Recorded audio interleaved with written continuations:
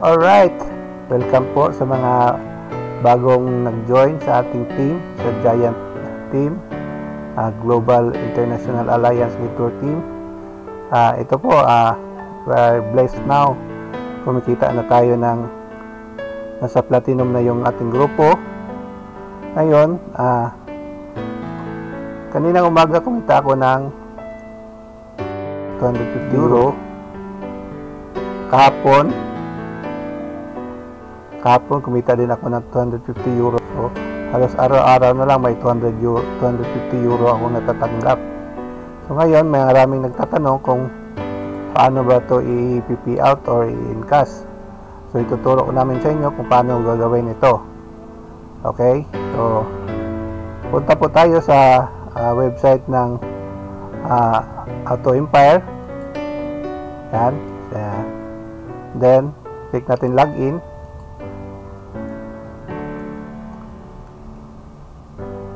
Yan. So, type natin yung ID. So, ID. Then, password. Then, login. So, makikita mo yung structure kung sino yung nasa matrix ng Platinum. So, diretso tayo sa statistic natin. Ito sa statistics natin, yung isang account ko kumita na ng almost 325 euro. So ang di ko pa na encash is 250. Meron na akong 171 katao na pumasok sa account ko or mga nagiging downline ko sa aking structure.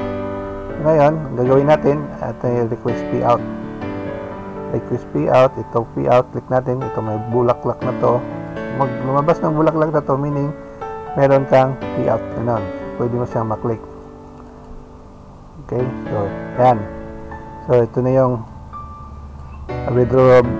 withdrawable balance natin. So payment option natin kung saan natin ipapa-payout to. So pwede tayo sa Wiki Wallet, sa Payer, sa Perfect Money, or i-bank to bank wire transfer. So pero ito medyo matagal siya. 3 to 5 days natin matatanggap. So ang usual na ginagamit ngayon is ang OkPay. So lagay natin yung email or ang account natin sa OkPay. Then meron din yung PIN code na ilalagay. Itong PIN code makukuha mo to once na first open mo ng inyong account. So nandoon yung security question saka PIN code. So, dapat na-save niyo yun sa kauna-unahan yung open ng account na yun. Kasi din na yun babalik pag di nyo na-save yung PIN code na yun. Usually, i-screenshot namin para ma-save. Saka matandaan mo yung security question.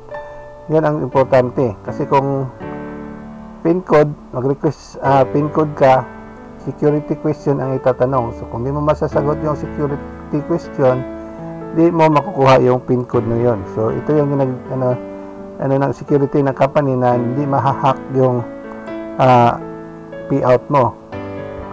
Okay, so tatype natin yung security niyan, PIN code niyan. Ayan, type naman itong nakikita natin na figure. So okay, so the company is not responsible of wrong specific data. So, dapat careful tayo sa tag-encode natin. Review muna natin bago natin i-order. So, tama lahat. So, okay, order. Cheng!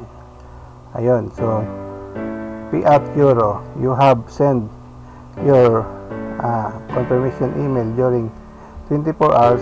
Maglilipat na yung euro natin. So, pinakamatagal is 24 hours matatransfer na yung 250 euro natin doon sa OkPay wallet natin. So, kung di pa dadating within 24 hours, pwede natin i-dulog sa IT support natin. So, usually, di na aabot ng 24 hours. Nandyan na po sa sa OKP wallet natin. So antayin natin na mag-confirm yung Auto Empire na na-transfer na sa OKP wallet natin. Then doon naman natin ito-transfer naman natin papunta sa CoinPH wallet natin at i-encash na natin. So balik lang natin mamaya pag may confirmation na sa email natin. Okay, after ilang hours lang, so kaninang 1 AM na-transfer na yung ni-request payout natin na 250 euro dito doon sa ating account sa OKPay. So to confirm na we transferred that 250 euro for your excellent work in the Matrix Platinum Lite. So tingnan natin sa ating OKPay kung nandoon na ba yung 250. Okay, so nandito na. Receive money 250 kaninang yan. So ang available fund natin is nasa 300 plus na. So ito na po lahat yung mga na-receive naming commission sa nanggaling sa Auto Empire. Yan. So meron akong 321 sa aking wallet. So check muna natin ibang email.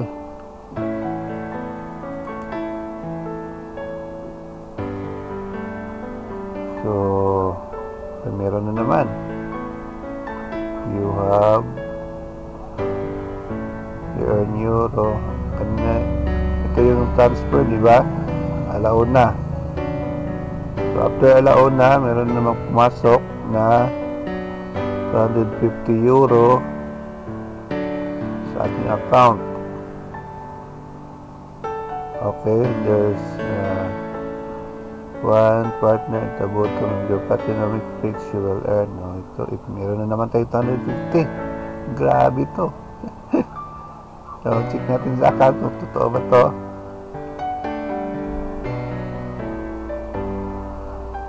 Ayan. So di ba sabi ko pa na pag may bulaklak dito lalabas yung meron naman tayong payout na 250. Check natin. Ayan. So may 250 na naman. So request payout natin ito ulit. So request payout again, pwede natin i-request sa Wiki Wallet, sa Payer, sa Perfect Money, or sa wire transfer, deposit sa yung bank account. Pero sa OKPay, kung wire transfer natin, aabot pa ng 3 to 7 days ang ma-deposit. Pero sa OKPay, pwede na 24 hours ma-deposit na agad sa ating account. Yan, so dito sa aking OKPay email, then pin code, and type natin tong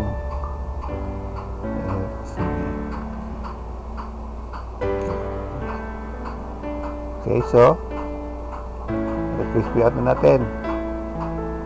Check muna natin yung statistic kung magkano na yung income namin. Okay, ayan. So kumita na ako ng 575. Meron tayong 250 na hindi pa na-withdraw. At saka yung na-withdraw natin is nasa 325 na. Ayan. So request payout natin. Go ahead. Okay, very excited to. Grabe, araw-araw na lang merong 250. Okay, so request payout na natin to. Pipirahin na natin to kasi ang Auto Empire nga pala, so kailangan natin na i-withdraw yung pera agad kasi hindi sila nagpupundo ng pera sa kanilang sa ating account. So dapat pag meron tayong commission, dapat i-withdraw, cash payout na natin at doon na natin ipundo sa OKPay. Dahil sa OKPay, ito ay parang bank dito siya parang bangko siya na dito na ipin yung pera natin. Parang PayPal, kung sino meron PayPal, parang ganito yung OKPay. So dito natin pupundo yung pera. So ito yung panggamit natin pang bayad or kung saan natin magagamitin. Huwag daw natin ipupundo dito sa Auto Empire kasi maghingi sila ng penalty 5% every week. So para hindi tayo ma-penalty kasi according sa dito sa agreement ng OKPay na kailangan every one week magdideduct sila ng 5% kung ang pera natin nakapundo lang sa ating account. Check natin para sure. Kasi ayaw nilang ipondo yung pera sa kanilang account or magkahawak ng pera sa tao. So ito kagandahan ng company na to. Ayan.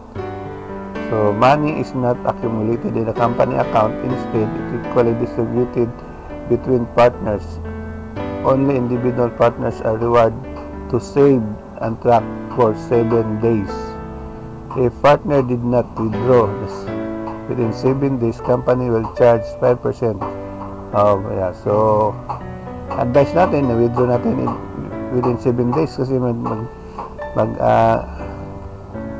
charge sila ng 5%. Ano siya, pang bayad sa maintenance sa financial record ng management. So ito yung kagandahan ng company na to. Ayaw nilang hawakan yung pera ng tao. Kung para sa atin bibigay na agad. Hindi tulad ng ibang mga company dyan na pag may mag-request payout pa tayo, aabutin pa ng ilang linggo, ilang siyam-siyam para bago natin makuha.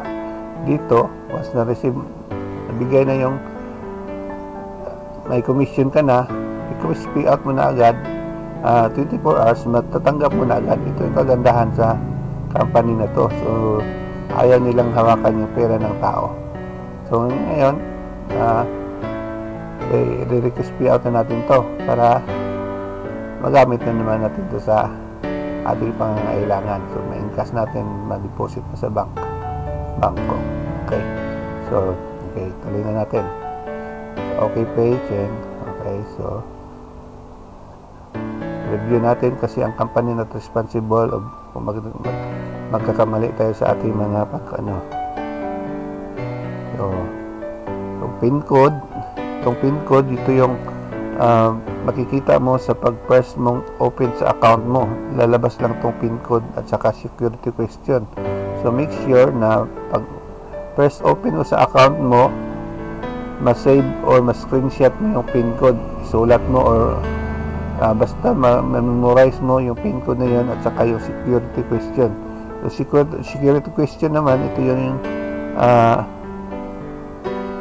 parang password. Kung mag-request pin code ka, halimbawa nakalimutan mo yung pin code mo, hihingiin nila yung security question. So kung mabigay mo yung security question, mabibigay sa iyo yung pin code. Pero kung hindi tama yung security question mo, sorry ka na lang, di mo makukuha yung payout mo. Ito yung isa sa safety feature ng company para protection sa mga member na di ma-hack yung payout natin.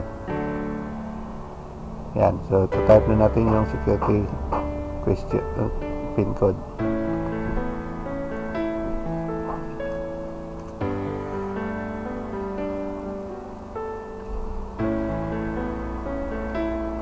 Okay, so here we go.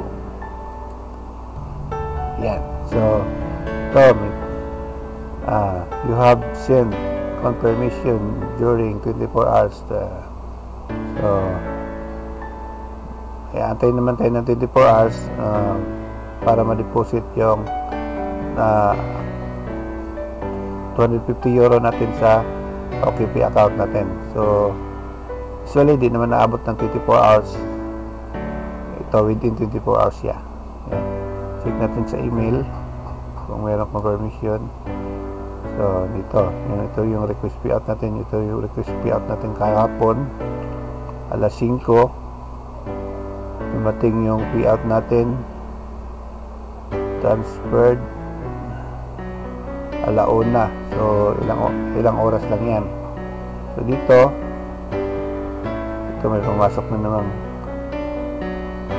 members. Okay, so yan. So we confirm your payout request during next 24 hours will be transferred to your OKP account. So antayin na natin almost 24 hours, within 24 hours na ma-transfer to sa OKP natin. Yan. So itong kagandahan dito sa Auto Empire, mabilis na po ang kitaan natin. So halos araw-araw nag-250 euro ako. Next nito, promote na naman tayo papunta sa main metrics. Doon medyo malaki na, 2,500 na naman sa platinum. So abangan nyo lang na papunta na kami doon, or hanggang tingin lang kayo, or mag-join kayo, magkakaroon din kayo ng income na ganito. Okay, so ngayon na-receive na natin yung confirmation na yung 150 euro na sa account na natin. So tingnan natin sa ating OKP account. Okay, nandito na tayo sa OKP website. So kailangan natin mag-login. So click natin login. Yan, so login, type natin yung email. So ito yung email, then password. So then login.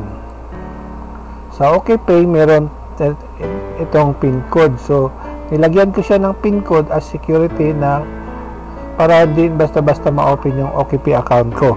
So ang pin code niyan nakalagay siya sa nasa cellphone ko, is Google Authenticator. So nandito binigay 35217. Okay, confirm. Okay, once ma-confirm, makapasok tayo. Okay, so nandito na tayo sa aking website. So ito na yung mga na-receive ko na commission. So naka-receive ako ng pera, referral bonus, mga Bitcoin deposit, coin fetch deposit. So ito siya. So ang pera ko ngayon ay nasa 3,304 euro. So ito gagawin natin kung paano natin to i-encash. So i-encash natin, pwede natin i-withdraw. So withdraw, click natin withdraw. Dito pwede natin i-deposit sa bank account natin, pero sa bank account natin 3 to 7 days pa, business days pa malagay sa bangko natin. So pwede rin sa bank card, yung mga Visa card natin, Mastercard, pero 5 banking days ang process niya. Or money transfer system. So maraming money transfer dito depending on sa location. Pero dito sa Pilipinas, pinipili natin pinakamabilis itong Bitcoin. So sa Bitcoin, instant transfer na siya, lilipat agad yung pera natin. So ito ang pipiliin natin kasi nagbabari siya kung magkano yung exchange rate lang. So instant transfer, so ilang minutes lang matatransfer na, then verification. So it takes 1 hour para ma-verify ito. So withdraw funds na natin. Okay, click natin withdraw fund. Okay, nandito na tayo sa withdraw via Bitcoin currency. So dito natin i-withdrawin yung pera natin sa OKPay. So piliin natin kung saan ang wallet na nakalagay. So dito yung wallet na may laman. So Euro wallet merong 300 or so yan, kung magkano, kung ilang Bitcoin ang i-payout natin. So try natin na payout is 0.1. So sa 0.1, kung magkano ang exchange rate noon, nakikita natin next page. Pero kailangan pa natin yung Bitcoin address. Saan natin ito kukunin yung Bitcoin address? Saan natin ito papadala? Doon yun, ito yung Bitcoin address. So sa CoinPH natin papadala. So kukunin natin yung address sa CoinPH. So, punta tayo sa CoinPH wallet natin. Okay. So, nandito tayo sa CoinPH wallet natin. So, nagsisend ng pera yung OkPay sa dito sa CoinPH wallet. So, receive ang kailangan natin. Magre-receive tayo ng pera. So, click natin receive. Yan, lalabas yung Bitcoin wallet address natin.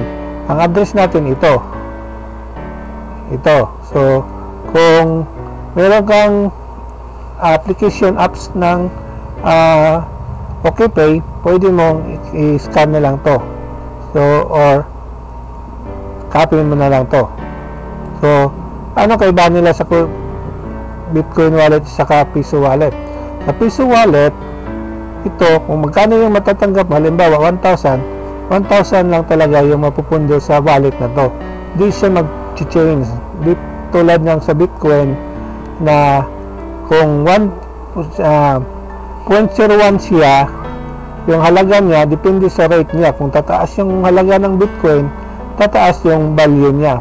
Kung bababa naman, bababa yung value niya.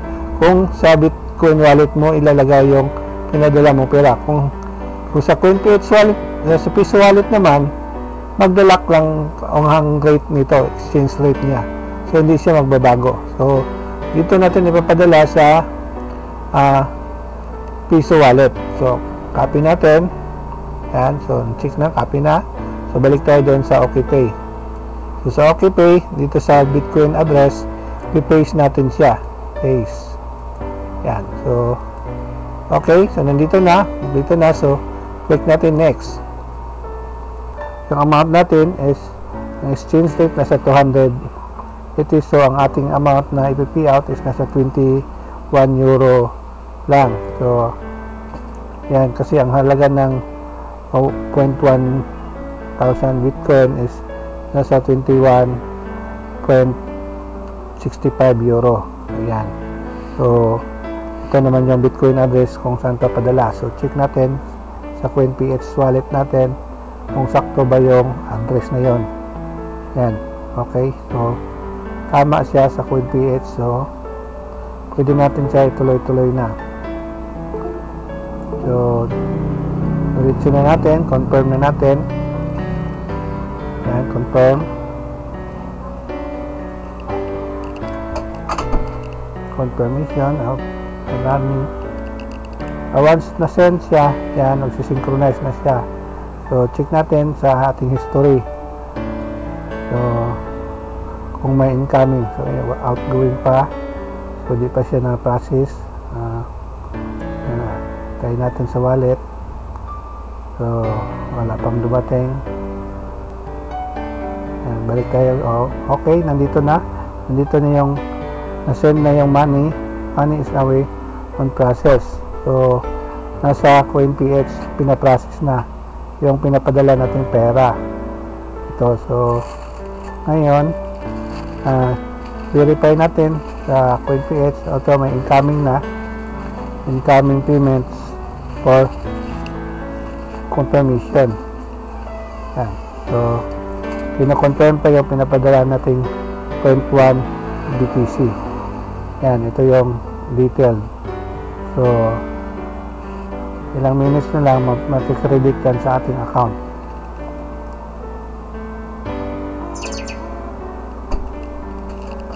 So, ngayon, ito yung mga transaction ko. So, punta naman tayo kung paano natin to i-encash. So, para mag-encash tayo, i-cash out natin siya. So, click natin ang cash out. Yan. So, lalabas na yung mga kung how should we send the money. So, kung paano mo gusto ipapadala yung pera. Pwede ipapadala sa bangko, sa BPI, kahit anong bangko na nandito sa lista. So, pwede ka mamili ka lang kung ano yung bank account mo. So, dyan ipapadala. Or pwede rin ipapadala doon sa cash card. So, RCBC or Smart Money card. Or pwede rin sa cardless ATM. So, dito kahit wala kang ATM, pwede mo siya withdrawin sa ATM ng Security Bank ATM. So, kahit wala kang ATM, pwede mo siyang ma-withdraw. Ang halaga lang siya ng 500 pataas ang pwede mo ma-withdraw. So, may limit niya is nasa 100,000 per mobile number. So, kailangan may security bank ang lugar nyo. So, doon mo siya withdrawin kahit wala kang ATM. So, may instruction naman yan kung paano gawin. So, pwede rin papadala sa door-to-door, pwede deliver sa bahay nyo, or kung saan mo gusto, LBC or sa Tugo Quick Cash. Or pwede rin siyang gawin mo pick up mo siya sa Cebuana, Imlulier, at saka sa kahit saang pera padala. So, pwede rin siya sa pharmacy. So, kung mamili ka ng gamot, pwede mong ka ng voucher na lang dito para yun ang ibabayad mo doon sa pharmacy. I-text na lang nila sa iyo yung recipient number. Or pwede rin sa GCash. So, sa GCash, dito, within 2 hours, marireceive mo na yung pera mo. So, may transaction fee na ng 10 pesos per 100. Yan. So, ngayon, kakas up ko dito sa BPI ng misis ko. Okay, so ngayon, ikakas up natin sa bank account. So, bank ko, BPI, yung account ng natin i-send yung pera natin. So, magkano yung ikakas up natin? So, select natin is nasa 4,000 kailangan ko para bukas pa-check up. Yan. Then, click mo lang next. So, ang halaga ng 4,000 as nasa 0.3835 BTC. Ito yung halaga ng 4,000 pesos. Sa BTC, point lang yan. 0.38. So, ito. So, ito naman kung saan natin ipadideposit yung pera. So, sa recipient, dito, kasi magre-remit man tayo. So, sa pangalan ng misis ko, natin ilalagay doon sa bank account ni misis ang cash out natin. Yan, Vicky Ulalulugod. That's my name. Yan ang misis, pangalan ng misis ko. So, type din natin kung ano yung account number niya sa BPI. So, type natin account number. Yan. Yan. Okay.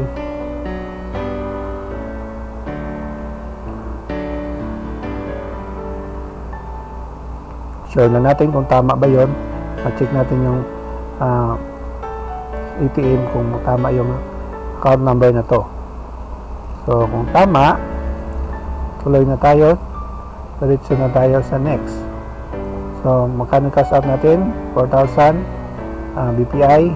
So, halaga ng so, yan na. So, yung total amount na cash out natin is nasa 0.3835827 BTC.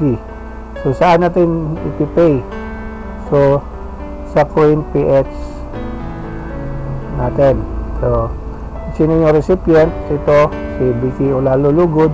Ito yung account number niya. Siya na-deposit sa BPI. So, ito, kailangan makukuman mo agad within 60 hours. 60 minutes. Yan. So, saan galing? Ito sa kukunin natin sa CoinPH wallet ang 4,000. Then, maghalaga ng 4,000. Then, kailangan ng verification code. So, dito, yung verification code nasa cellphone ko. Yung Google Authenticator. Ito, pwede mong tanggalin kung ayaw mo may hassle na may verification code. Pero security kasi ito para walang iba makakakuha. Kung wala yung cellphone mo, di mo rin makukuha yung kasi walang code. Yan. So, yan. Nasend na yung pera. Papadala na natin sa so, estimated payout natin, dadating ito ang pera bukas May 22. So, ngayon, 21. So, bukas dadating yon sa account natin, account ng misis ko, at sa ang halaga ng 4,000. So, successful ay payment na. So, ganun lang po kadali dito sa Auto Empire, kita natin sa Auto Empire, papunta sa Queen PH, papunta sa OKPay muna, OKPay, then OKPay, papunta sa Queen PH, then diretso sa bangko. So, ganun siya, pinapaglakad namin ang aming negosyo. So, paano, para mabilis natin makukuha yung income natin. Kasi ang pera to, galing po siya sa Germany. So, from Germany, sa Auto Empire, i-deposit nila sa OKPay. OKPay is payment gateway doon sa abroad. So, sa OKPay, sisend natin sa Queen PH, payment gateway naman dito sa Pilipinas through Bitcoin.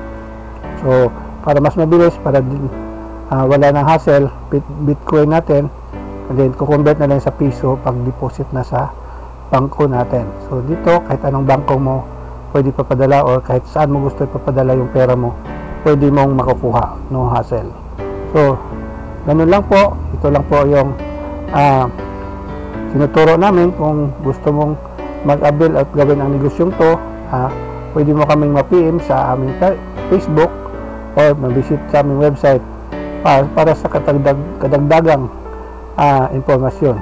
Ito po ang iyong lingkod, Mel Frank Alojado Lugod, team legend ng Giant Team, Global International Alliance Network Team ng Auto Empire Group. So, lastly, nagsasabi na hataw lang po, tuloy-tuloy lang tayo, at darating din ang biyaya na para sa atin. So, that's all. Good day to all and happy networking. Thank you, thank you, thank you.